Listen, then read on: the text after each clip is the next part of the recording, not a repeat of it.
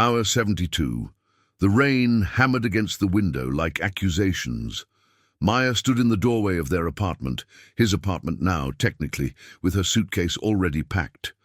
Her mascara had run earlier, but she'd wiped it away. No more tears. Not for him. Not anymore. "Maya, please." David reached for her hand. She pulled back as if his touch burned. "Don't." Every that single word carried 3 years of forgotten anniversaries, cancelled dates, and the suffocating loneliness of loving someone who was never really there. David had become a ghost in their relationship, always at the office, always just finishing up, always promising tomorrow would be different. Tomorrow never came. "I can't do this anymore," Maya said, her voice steady despite the earthquake in her chest. "I've tried. God knows I've tried. But I'm tired of being alone in a relationship. I'll change. I promise."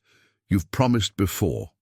She looked at him then, really looked at him, and David saw it, the exact moment she decided to stop fighting. It terrified him more than anything ever had. His phone buzzed in his pocket, probably work. It was always work. Maya's laugh was bitter. "Are you going to check that?" "No." But his hand had already twitched toward his pocket. Muscle memory. She shook her head, picking up her suitcase. "That's exactly the problem, David. You don't even realize you're doing it." "Wait!" The word came out desperate, raw. David grabbed the edge of the door before she could close it. What if I could prove it to you? That we're still worth it?" Maya paused, and for a fraction of a second he saw hope flicker in her eyes before she extinguished it. "Prove what? That you can pay attention to me for 5 minutes before your phone rings? Give me a chance, a real one. I've given you 1,000 chances. One more." He was begging now, and he didn't care. 72 hours. 3 days. "Let me show you that I can be the man you fell in love with, the man I want to be for you." She studied him, weighing his words against years of disappointment. The rain continued its relentless percussion. 72 hours, she finally said. "You have 72 hours to prove to me that there's still an us worth saving. Not with money, not with grand gestures. With you, David, the real you, the one I haven't seen in months. I can do that. If you fail, if you check out even once, if work becomes more important even once, we're done. Completely. No more chances, no more conversations. I walk away and I don't look back." The finality in her voice made his blood run cold. "I understand." Maya pulled out her phone, opened the timer app and set it for 72 hours. "Starting now." She pressed start. The countdown began. She set her suitcase back inside the apartment. "I'm staying at Jess's place. You know how to reach me." Then she was gone, leaving only the faint scent of her perfume and the impossible wait of 3 days. Hour 71. David stood frozen in the empty apartment, watching the numbers tick down on his own phone. He'd synced the timer immediately. What had he just agreed to? More importantly, what the hell was he supposed to do? His phone buzzed. "Marcus from the office. Client wants revisions by Monday. Need you on this." David stared at the message. Monday was 4 days away. He had 3 days to save his relationship. His thumb hovered over the keyboard. "I'm taking 3 days off. Emergency. Handle it." He hit send before he could overthink it. His phone immediately rang. Marcus calling. David declined it and turned on Do Not Disturb. First step, complete silence from work. His apartment felt too empty, too quiet. How long had it been since he'd actually lived here instead of just sleeping here? The dishes in the sink were crusty. The plants Maya had bought were dead. The photo of them in Barcelona, from when things were still good, was covered in dust. David grabbed his laptop, opened a new document, and started typing. Operation Win Her Back God. That sounded stupid. He deleted it. How to show Maya I love her worse. He closed the laptop. This wasn't a work project. He couldn't strategize his way through this like a business deal. That was the whole problem, wasn't it? He'd treated their relationship like something to be managed instead of something to be lived. David grabbed his jacket and headed out into the rain. Hour 69. The flower shop owner looked at him skeptically. "You want 300 roses delivered every hour for 3 days?" "No," David said quickly. Maya had been specific. No grand gestures. "I need one flower, just one. Something that means something." The old woman's expression softened. "Woman trouble? I'm losing the love of my life." She studied him for a moment, then walked to the back of the shop. When she returned, she held a single forget-me-not. "It's simple," she said. "Not flashy, but it says, I remember, I notice, I care about the small things." David paid for the flower and had it delivered to Jess's apartment with a note. Hour 69. "I remember when we planted these in your mom's garden.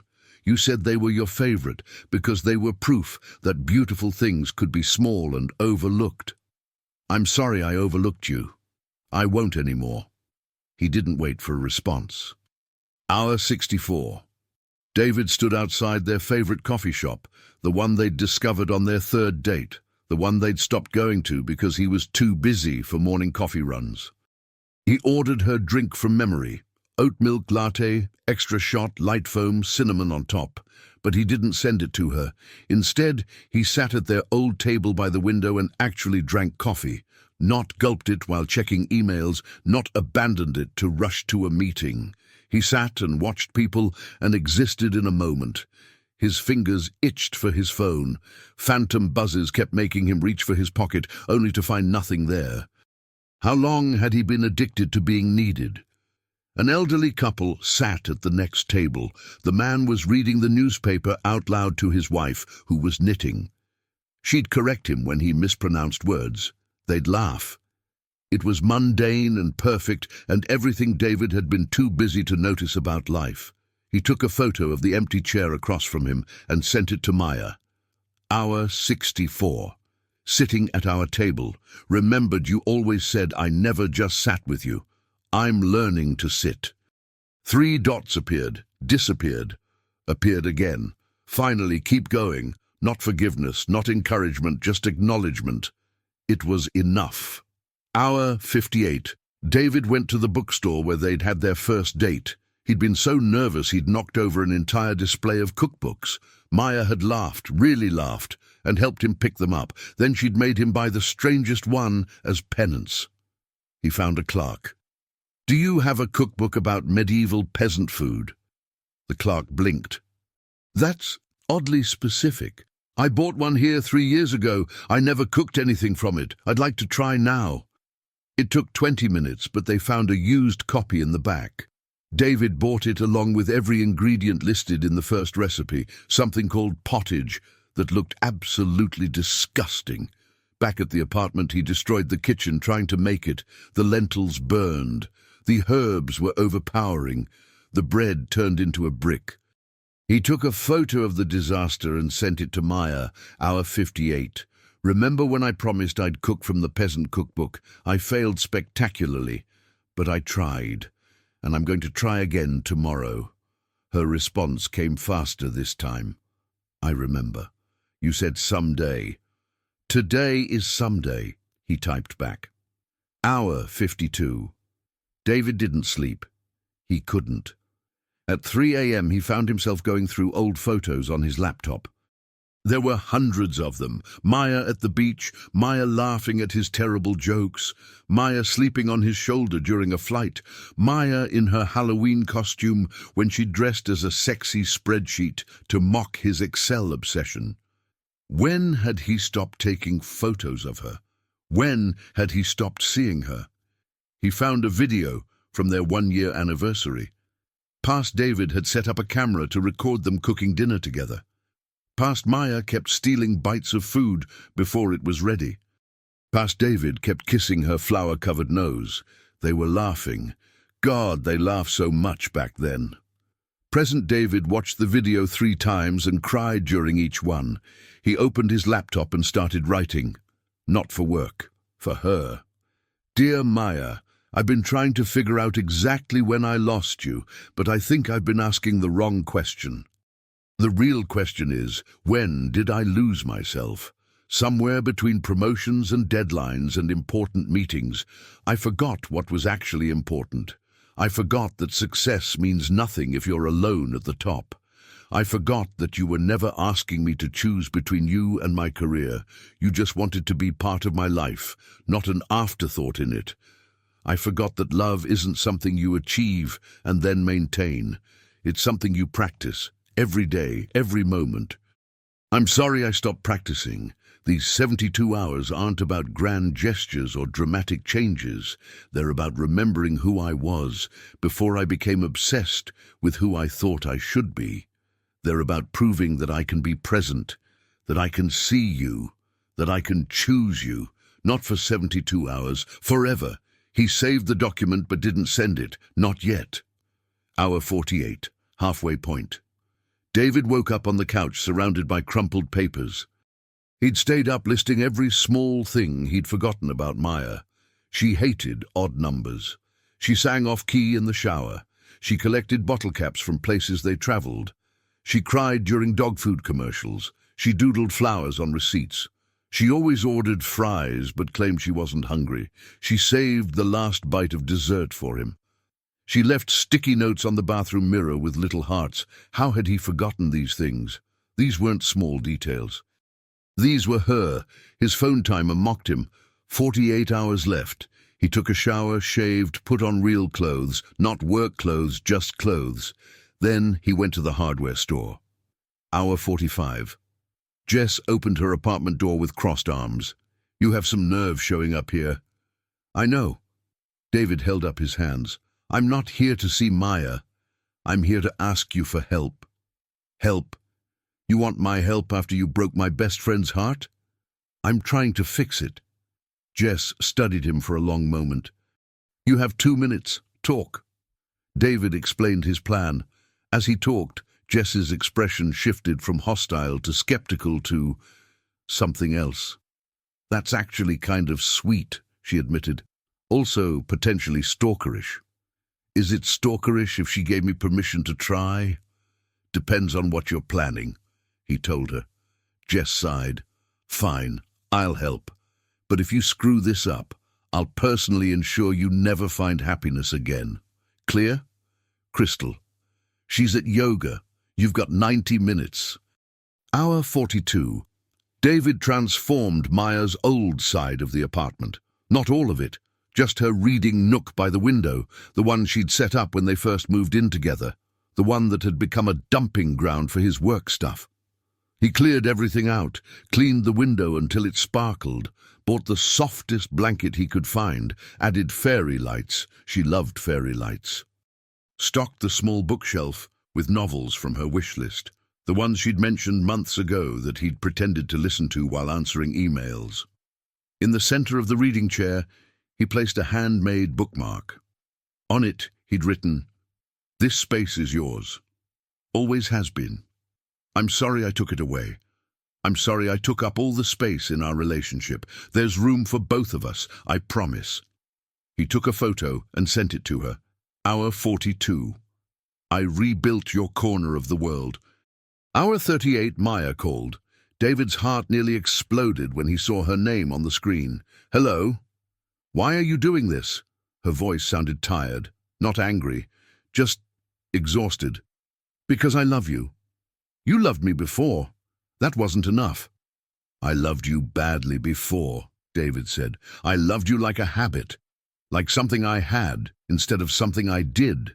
I'm learning the difference. Silence on the other end. Maya, I went to the apartment. I saw what you did. And it's beautiful. But David, I don't need a reading nook. I need you, the you who wanted to build it with me, the you who would have sat there with me instead of working through the night. I know. Do you? Because this feels like another project.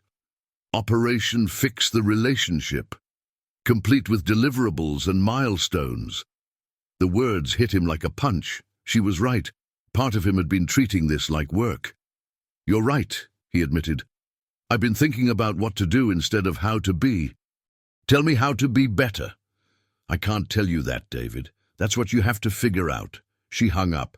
David sat on the floor of the reading nook, surrounded by his failures, and finally understood. She didn't want projects. She wanted presence.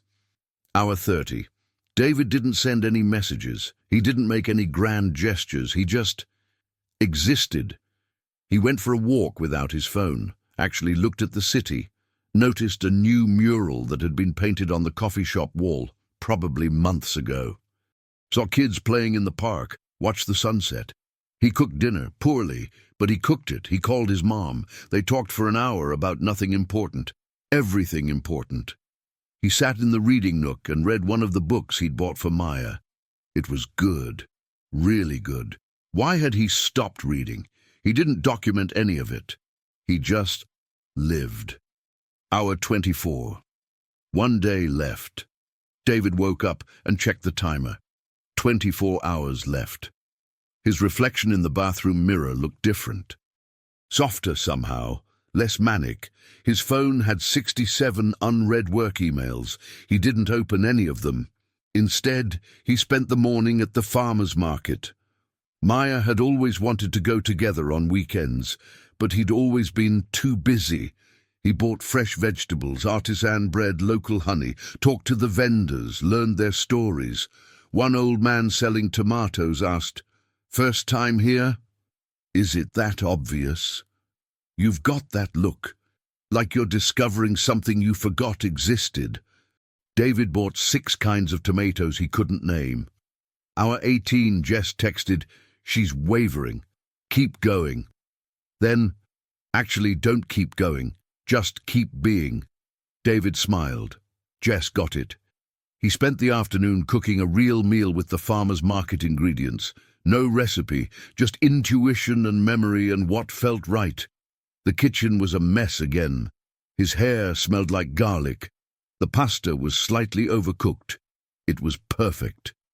He sent Maya a photo. Hour 18. "I made something. Not for Instagram, not for points, just because I wanted to create instead of consume." Her response, "What are you making?" "Myself," he typed. "I'm making myself into someone worthy of you." Hour 12. David met his best friend Ryan for coffee. They hadn't talked in months. "Dude, you look different," Ryan said. "Different how?" "I don't know. Lighter.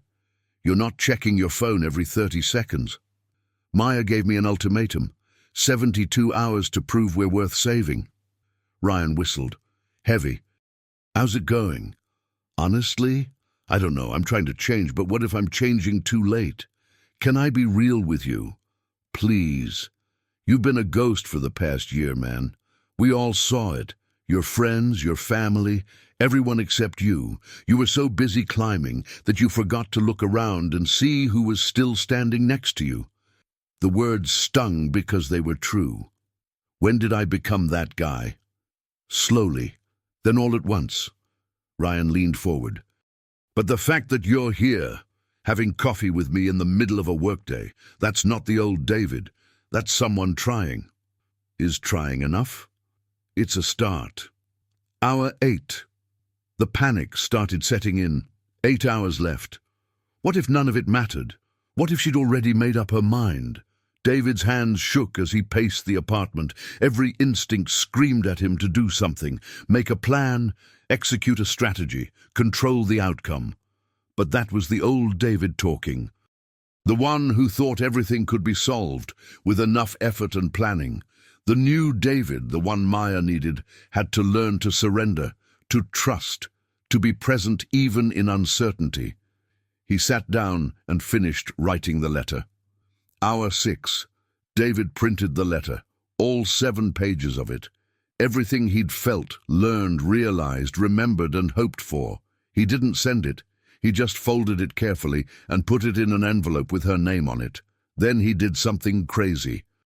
He deleted the timer from his phone, not because he was giving up, but because the countdown had become another form of pressure, another deadline, another thing to obsess over instead of just being. Maya would come back or she wouldn't. The numbers didn't matter. What mattered was that he'd changed, really changed. Hour 3. Jess called. "She's packing her stuff from my place." David's heart stopped. Is she coming here?" "I don't know. She won't tell me anything. Just said she's made her decision." "Jess, whatever happens, David, you tried. I've known Maya for 15 years, and she's never seen someone try this hard. It might not be enough. It might not, but it's something." After they hung up, David sat in the reading nook and waited. Hour 1. The apartment was clean. The letter was on the table. David had showered and dressed in the soft sweater Maya always said made him look like someone I could love. He'd done everything he could think of. Now there was nothing to do but wait. Every passing minute felt like a small death. Hour 0. David heard the key in the lock at 05:38. Maya came in slowly, looking around the apartment like she was seeing it for the first time. Her eyes landed on the reading nook, the clean kitchen, the letter on the table. She picked up the envelope but didn't open it. "You made it," she said softly. 72 hours. "I did." "Did you read it?" "The letter?" "Not yet. I wanted to tell you something first." She set the envelope down and faced him fully. "David, I didn't give you this ultimatum because I wanted you to prove you could change for 3 days. I gave it to you because I needed to know if you would try." "I tried.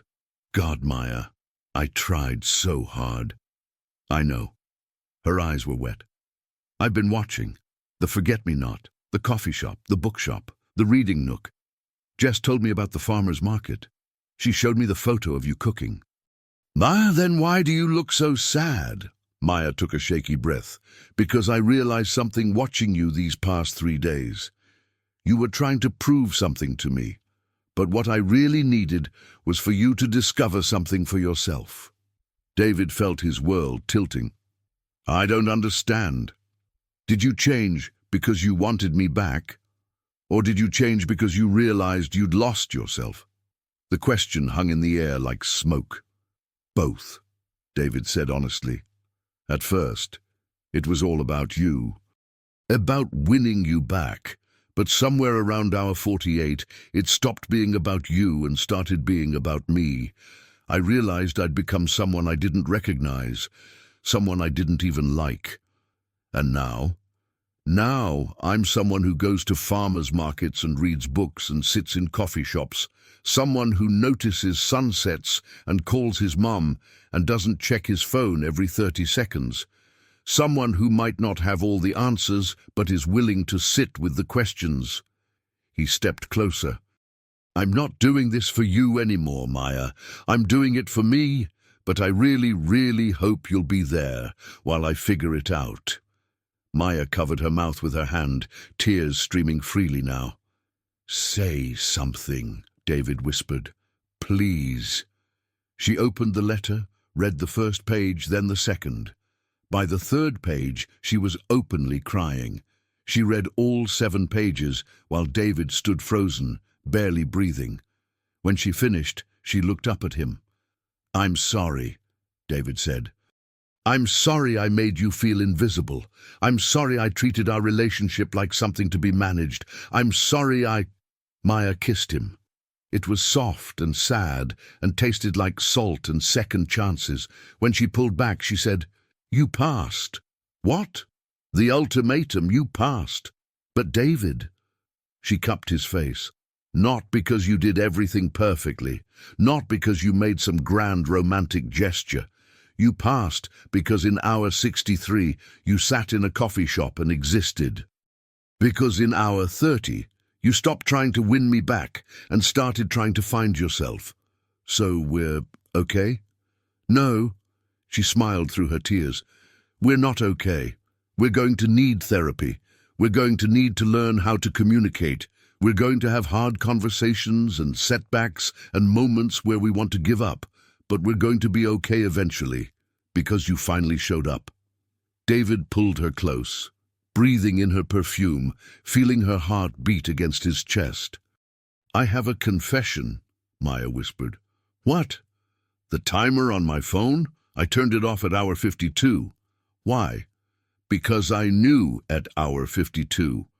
When you sent that text about today is someday, that's when I knew you got it. The rest was just me waiting to see if you'd figure it out too. David laughed, really laughed, for the first time in months. So, I've been having a panic attack for nothing? Not for nothing. You needed those 20 hours to become who you needed to be. They stood there in their apartment again, as the last digits counted down on David's abandoned phone in the other room. The timer went off with a soft chime that neither of them heard. They were too busy beginning again. 6 months later, David still didn't check his phone at dinner. He still went to the farmer's market every Sunday. He still read in the nook while Maya knitted beside him. Work was still demanding. Life was still chaotic. But he'd learned the difference between being busy and being present. Some nights, Maya would set a timer for random intervals, 20 minutes, 2 hours, 5 hours, and when it went off, she'd ask, "Where are you right now?" It was her way of checking, making sure he hadn't drifted back into old patterns. Every time, David would stop whatever he was doing, look at her, and answer honestly, "Right here, with you, exactly where I want to be." And he meant it. Because he'd learned that you don't get 72 hours to save a relationship. You get every single moment, and every single moment is a choice. He chose her, every time. If you made it this far, don't forget to leave your comment, your like, and subscribe to the channel so you don't miss any new stories. Thanks for watching, and see you soon.